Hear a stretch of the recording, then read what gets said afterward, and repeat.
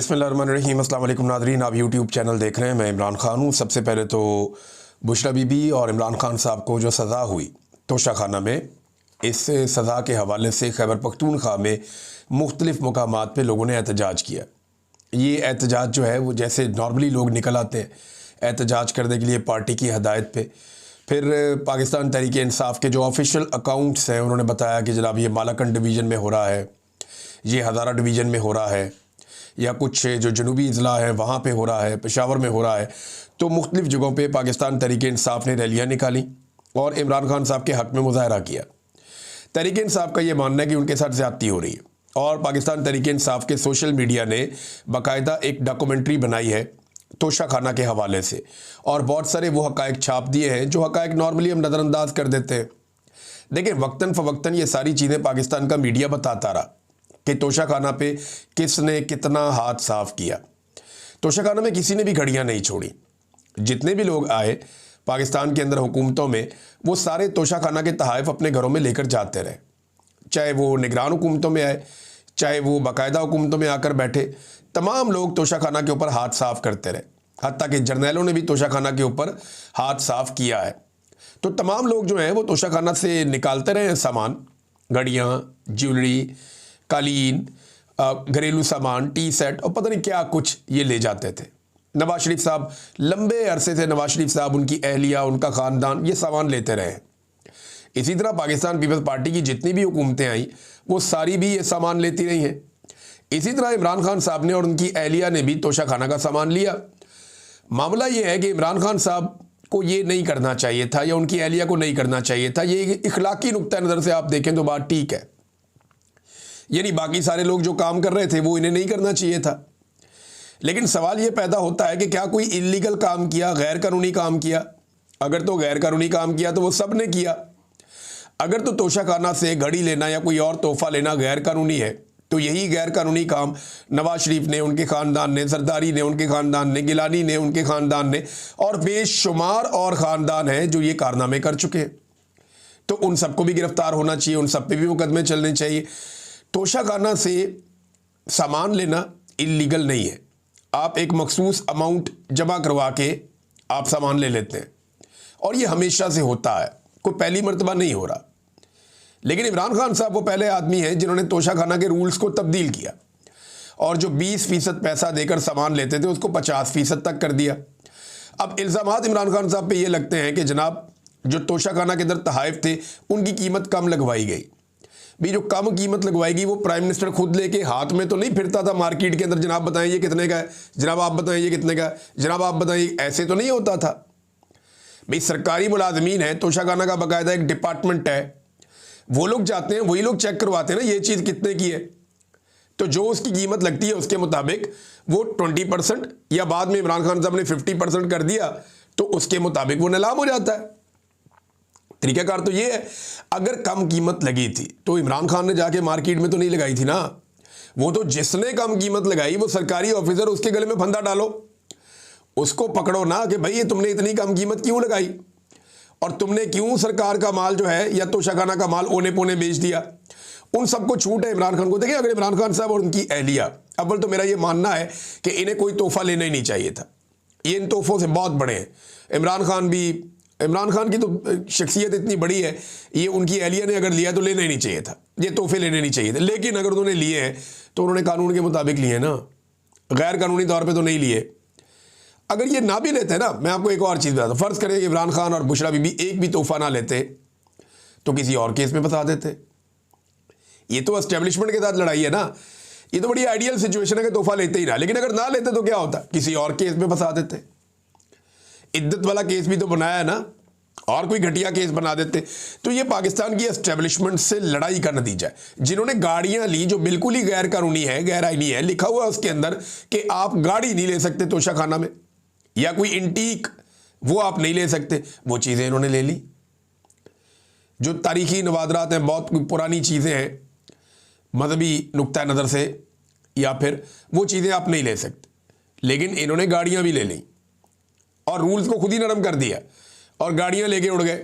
वो केस चल रहा है 6 साल से, आज तक कोई उसके अंदर चालान ही जमा नहीं हुआ, और ये केस चल रहा है 1 साल से फटाफट चालान भी जमा हो गया।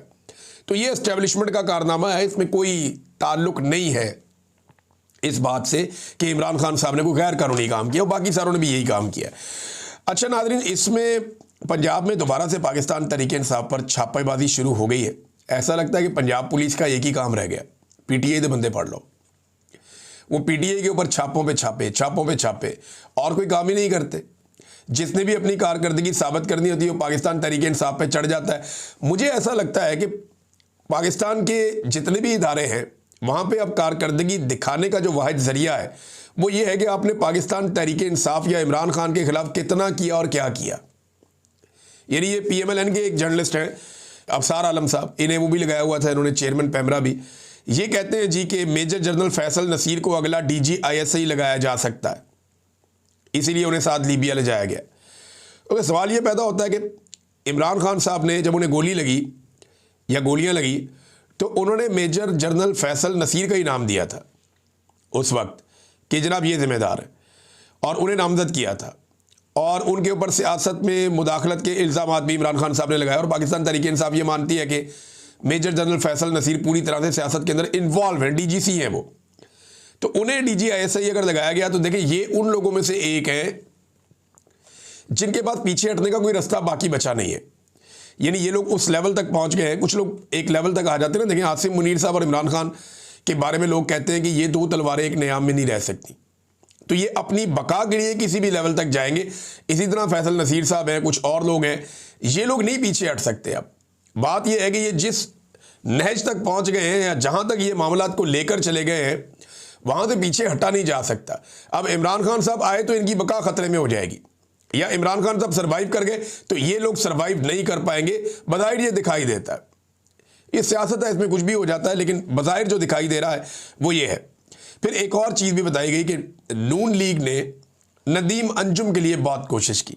नदीम अंजुम साबिक DG ISI है और इसी के दौर में मुझे अगवा किया गया था, मुझे इसलिए ये बंदा हमेशा याद रहेगा। बाकी DG ISI शायद मैं भूल जाऊँ, एक एक करके तारीख का हिस्सा बनते जाते हैं, लोगों को याद भी नहीं रहते, तो ये इसको मैं याद रखूँगा क्योंकि इसके दौर में मैं अगवा किया गया था।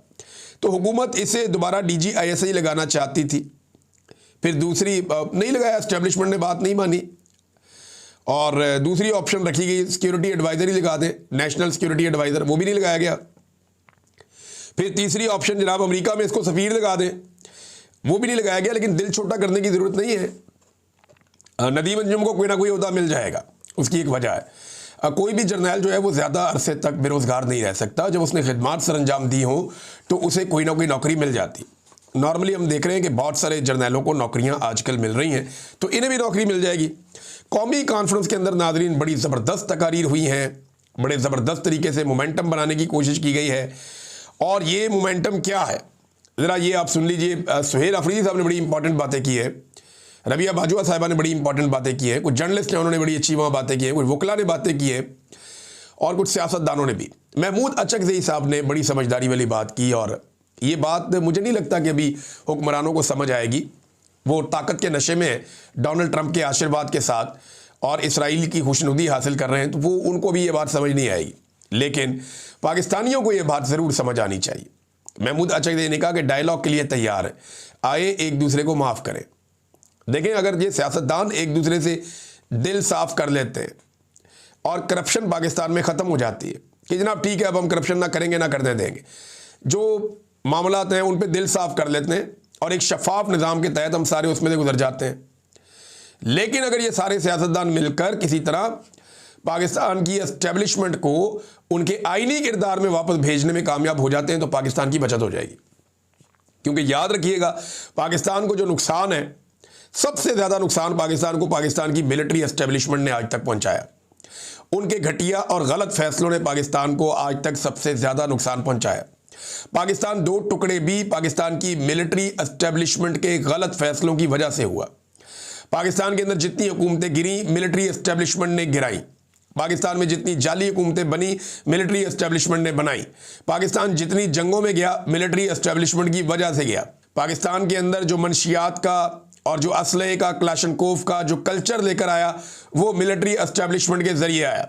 पाकिस्तान में दहशतगर्दी जो बनी वो मिलिट्री एस्टेब्लिशमेंट की वजह से बनी। पाकिस्तान के अंदर जितने ऑपरेशन हुए और जितने कबायली हमारे नाराज़ हैं, बलूच नाराज़ हैं, हमारे बहाजिर नाराज़ हैं, ये सारे मिलिट्री एस्टेब्लिशमेंट की वजह से नाराज़ हैं। आज भी रजीम चेंज ऑपरेशन के बाद पाकिस्तान की फोर्सेज और पाकिस्तान की आवाम के बीच में जो एक गैप, एक खला पैदा हो गया है, वो भी मिलिट्री एस्टेब्लिशमेंट की पॉलिसीज़ की वजह से हुआ है। तो पाकिस्तान को अगर मैं गिनना शुरू करूं तो 4 वीलॉग इस पे कर सकता हूं कि पाकिस्तान की मिलिट्री एस्टेब्लिशमेंट ने कितना नुकसान पहुंचाया। सियासतदान तो बेचारे वो करप्शन वर्प्शन कर देते हैं, इधर हाथ मार दिया, उधर हाथ मार दिया, लेकिन सियासतदानों की हरकतों से मुल्क का नुकसान नहीं होता। बहुत बड़े पैमाने पे करप्शन सारी दुनिया में होती है, इंडिया में भी होती है, बाकी मुल्कों में भी होती है, लेकिन इसके बावजूद वो मुल्क आगे बढ़ रहे हैं, ऊपर की तरफ जा रहे हैं। लेकिन जो बड़े बड़े ब्लंडर्स होते हैं ना, वो सियासतदान नहीं कर रहे पाकिस्तान में, वो पाकिस्तान की मिलिट्री एस्टेब्लिशमेंट कर रही है। एटम बम सियासतदानों ने बनाया, मिलिट्री एस्टेब्लिशमेंट के हाथ में छोड़ते तो शायद एटम बम बनता ही ना शायद। तो ये पाकिस्तान के सियासतदानों को मिलकर एस्टेब्लिशमेंट को रोकना पड़ेगा और एक दूसरे को बर्दाश्त करना पड़ेगा, वरना एस्टेब्लिशमेंट वो कर देगी कि सबकी बर्दाश्त से बाहर हो जाएगा। ये अचकज़ई साहब ने बड़ी समझदारी वाली बातें की हैं और उन्होंने कहा जी कि शुरुआत करते हैं, मिलकर बैठें और आप अपनी इस्लाह करें, हम अपनी इस्लाह करते हैं, आगे बढ़ते हैं। अचकज़ई साहब ने बड़ी अच्छी बात की है, लेकिन इस वक्त हुक्मरानों को ये बात समझ नहीं आएगी क्योंकि वो बूटों के तस्मों के साथ लटके हुए हैं और उनके गले में फंदा बना हुआ है तस्मों के साथ, और वो बेचारे इसी निज़ाम में अपना सर्वाइवल ढूंढ रहे हैं। अब नाज़रीन, सुहेल अफरीदी साहब के स्टेटमेंट्स आप देखिए। उन्होंने कहा जी ये प्रेस कॉन्फ्रेंस करने भी आ जाते हैं, DGISPR की तरफ उनका इशारा, और कहते हैं कि Imran Khan national security risk है। और बेवकूफ़ो, Imran Khan national security risk नहीं बल्कि आपकी नेशनल सिक्योरिटी की ज़मानत है। आप एक रिजीम चेंज ऑपरेशन के बाद अपना ग्राफ देखें और इस लीडर के लिए लोगों की मोहब्बत देखें। 8 फरवरी का रिजल्ट आपने बदलकर किसी और के खाते में डाल दिया, मगर पता तो है ना आपको कि आप लोगों ने क्या किया। ज़रा वो रिजल्ट देखें कि लोगों की पल्स क्या कहती है। लोगों की पल्स जो कहती है वो सबको पता है। खैबर पख्तूनख्वा में दहशतगर्दी लाई गई है, हम इनको रोकते रहे। ये दहशतगर्दी के बारे में बड़ा इंपॉर्टेंट स्टेटमेंट है सुहेल अफरीदी का, हम रोकते रहे, हम ये कहते रहे। मुराद सईद ने बहुत कहा, इमरान खान ने कहा, बाकी सब ने कहा। मैंने इसके ऊपर इतने सारे वीलॉग किए 2022 में कि रुक जाओ भाई, क्यों दहशतगर्दों को लेकर आ रहे हो। हम रोकते रहे और बताते रहे कि आपके बंद कमरों के फैसले खैबर पख्तूनख्वा की आवाम को भुगतने पड़ेंगे। उन्होंने कहा कि आप झूठ बोल रहे हैं, आज ऑपरेशन की तैयारियां कर रहे हैं, या तो ये पहले गलत थे या आज गलत है। यानी आप खुद लेकर आए दहशतगर्दों को, हम आपको मना करते रहे, लेकिन अब सूरत हाल आपके सामने। एक तो हमें हमारा हक नहीं दिया जा रहा, दूसरा खैबर पख्तूनख्वा का वज़ीर आला सिर्फ अपने लीडर से मिलना चाहता है। वो 10 दफ़ा अडियाला जेल जाता है मगर उसे नहीं मिलने दिया जाता। वो बाहर सड़क पे पूरी रात गुजारता है। ये कहाँ की इंसानियत है, कहाँ की जमहूरियत है, ये कहाँ की सियासत है। सुहेल अफरीदी साहब ने यह भी सवाल उठाया। फिर उन्होंने बताया कि हमने खैबर पख्तूनख्वा में एक अमन जरगा बुलाया था जिसमें तमाम सियासी और मजहबी और दीगर मकातब फ़िक्र के लोग शरीक हुए थे, और एक 15 निकाती एजेंडे पर हमारा इत्तफाक हो गया। लेकिन PTM के 2 बंदे वहाँ से निकले, उन्हें अगवा कर लिया गया। मेरी उनसे बात हुई, अब अगवाकार ये है ना जिनसे बात हुई, तो मैंने कहा जितने ग्राउंड के हालात हम सियासी लोग समझते हैं तुम नहीं समझते, और जो तुम्हारी एडवाइज़र हैं वो भी बेवकूफ़ हैं। तुमने जो ये कदम उठाया है इससे तुम्हारी साख मज़ीद ख़राब होगी, लोगों के दिलों में आपकी नफ़रत बढ़ेगी। इसका नतीजा ये निकला कि पेशावर यूनिवर्सिटी में 78 साल तारीख़ में पहली मरतबा इदारे के ख़िलाफ़ नारेबाजी हुई है। अब इदारा वो कह रहे हैं तो पाक फ़ौज कह रहे हैं। अब बंदे अगवा करना तो इदारों का काम नहीं है ना। अब इसके ऊपर रिएक्शन भी आया। फिर सुहेल अफरीदी ने कहा कि हमारा बैरूनी कर्जा डॉलर के रेट के साथ मुंसलिक है जो बढ़ता जा रहा है। दोस्त ममालिक ने हमें खैरात दी हुई है, जो हमारे स्टेट बैंक के पास पैसे पड़े हुए हैं। अगर हुकूमत डॉलर को ना रोके तो ये डॉलर 400 रुपये क्रॉस कर जाएगा। ये ज़बरदस्ती इन्होंने डॉलर रोका हुआ है। ये इसहाक डार साहब की पुरानी पॉलिसी, हमेशा वो ये करते हैं और आज भी ये हुकूमत यही कर रही है। अगर ये ज़बरदस्ती ना रोके तो डॉलर 400 क्रॉस कर जाएगा और बैरूनी कर्जा बढ़ जाएगा। हमारा डिफेंस का बजट भी नहीं रहेगा और मुल्क दिवालिया हो जाएगा। बंद कमरों के मनसूबा साथ गलत मशवरों से फैसले कर रहे हैं। मैं तहरीक तहफ़्फ़ुज़ आईन पाकिस्तान के हर फैसले के साथ डट कर खड़ा हूँ। अगर पाकिस्तान में आइन की बहाली के लिए शहादत मिलती है तो शहादत कबूल होगी। फिर सुहेल अफरीदी साहब ने डिफरेंट और चीज़ें जो है वो सामने रखी अवाम के, और ये भी उन्होंने कहा जी कि एयरफोर्स का तैयारा है वो एक वज़ीर आला को एक मुल्क से दूसरे मुल्क में, एक सूबे से दूसरे सूबे में लेकर जाता है, जबकि दूसरा एक और सूबे का वज़ीर आला है, उसका नाम ही इस टॉप लिस्ट के अंदर डाल दिया गया है। तो एक सूबे को तमाम तर वसाइल दिए जा रहे हैं, जबकि खैबर पख्तूनख्वा के वफाक पर 4,758 अरब रुपए के बकाया जात हैं, जिनके सबूत मैं साथ लेकर आया हूं, लेकिन हमारा पैसा हमें नहीं दिया जा रहा। ये बातें जनाब उन्होंने की। अब नाजरीन मैं आपके सामने एक और चीज़ रखता हूं, ज़रा ये एक इश्तिहार है, इसको आप देखिए, लगे हाथों आपको दिखाते हैं। अजमत की ऊंची उड़ान, PIA का आलमी वकार बहाल करने के लिए वज़ीर आज़म शहबाज शरीफ का तारीखी इकदाम क्या है? PIA भेज दो। इसके ऊपर नेशनल फ्लैग लगा हुआ है PIA के ऊपर।